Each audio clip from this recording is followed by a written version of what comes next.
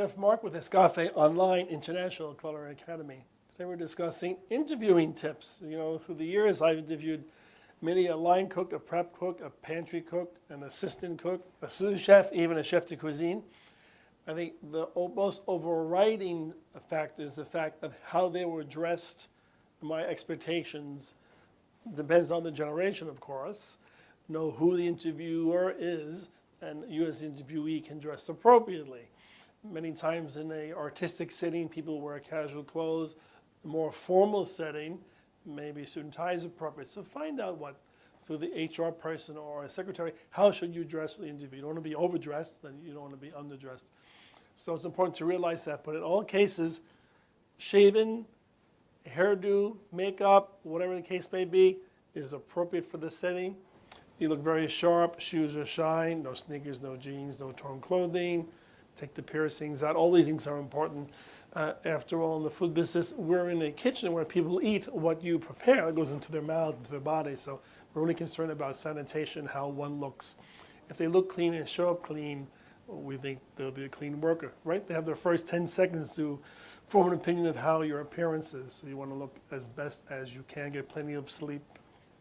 Don't be chewing gum. Don't have smoked a cigar or cigarette before you have bad breath. All these things are very important. So the interview tips also is important to be very positive and to look someone into the eye and say, "Hi, I'm Chef Mark. I'd like to apply for a position here for your sous chef. I saw that job was available. Can you tell me more about it?" So it's always nice to take a little initiative as to find out about the interview. Not wait for the interview to happen to you, but you to ask about the position. And that way, the ice is broken and the employer says, "Oh, he's anxious. He wants to find out about the job. He seemed to ask me lots of questions." So have good questions to ask. Know what the company does. Are there in-flight catering? Is it a cruise ship? Is it an industrial park? Is it business industry? Is it a food court? Know about them. Know the company, a little bit about the company. With the internet today, anyone can find out about a company in 10 minutes, so do your homework about that. Make sure you shake someone's hand well. If you don't know how to shake someone's hand, it's important to know what that step is and how to shake someone's hand. If you don't shake hands very often, it's mostly electronic handshake. Have someone show you how to shake your hand properly. Instead of the half hand, the half fish, a full handshake is very important. So be sure to understand that. So it's your dress, your appearance, how you look, rested or not, makeup, clothing, shoes polished, good attitude, speak clearly, look calm, don't fidget. Certainly don't have your cell phone on, turn it off. So those are some of the tips, the general tips in interviewing. Some things we like to see as chefs or HR directors in hotels is a resume that's one page.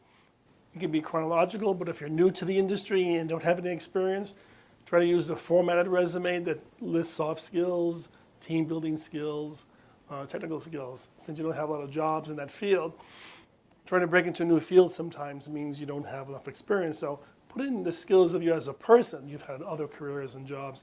Add that to a formatted resume. That'll be great. Make sure it's common type font. Avoid strange font, strange pictures. Avoid unusual colors of paper. And I think you'll find the interview will go very well if you keep all those things in mind. Now, during the interview process, so you're going to the interview with the employer, or the interviewer, or the HR director. You may want to have your portfolio handy. Keep that ready. And say, "I'd like to show my portfolio."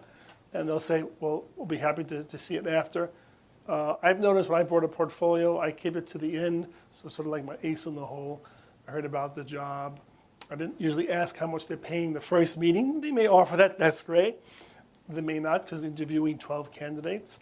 But I always brought my portfolio with me, so I had it ready, and they can see that I had that, and that everything was ready for the interview, and I was able to show and finish up on a positive note. So bring your portfolio with you. That's very important when you interview for a job.